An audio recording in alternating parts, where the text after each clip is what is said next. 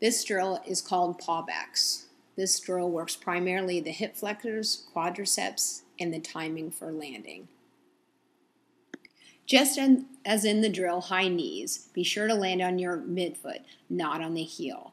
Bringing up your knee to 90 degrees, then extend your lower leg with a flex foot. When you have reached as far as you can, bring the leg down to the ground. Your foot starts to extend at just the right time to land right underneath your hips, and as the leg is about to move past the center of the body. Your lower leg should be moving in a backwards direction at the moment of contact, so there is no pause between the landing and the actual paw back. Your feet should be flexed, and you should land on the midfoot and directly underneath your hips. Do not point your toes when your foot is off the ground. Your trunk should stay in an upright position. Hips should be leading the movement. Be tall. Do not lock at the knees at any point.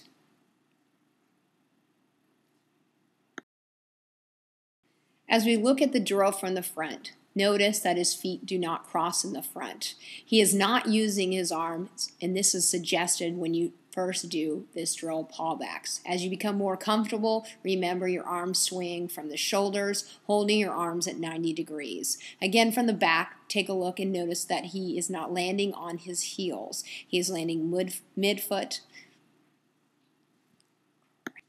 This is the dynamic version of pawbacks. This drill works primarily the hip flexors, quadriceps, timing for the landing, and secondly, the hamstring stabilizers and your coordination. The movement is the same as the previous, but more dynamic. The leg that is in contact with the ground pushes off, producing a small hop at the same time the swing leg moves up and forward. This brings into play your hamstrings. Because there is more momentum, your swing leg will move back past the center, which will work your hamstring as well. Your lower leg should be moving in a backwards direction at the moment of contact, so there is no pause between the landing and the pawback. Start to think about a shorter lever. Tuck your swing leg as tight as possible to move it forward quicker. The shorter the lever, the less effort it takes to move it. Your feet should be flexed, and you should land on the midfoot and directly into your hips. If you look at the forward version, again, note that there's no crossover. He's not using his arms because we're at the beginning of learning this drill. The trunk is erect, and your hips should be leading the movement. Make sure that you stay right underneath your hips.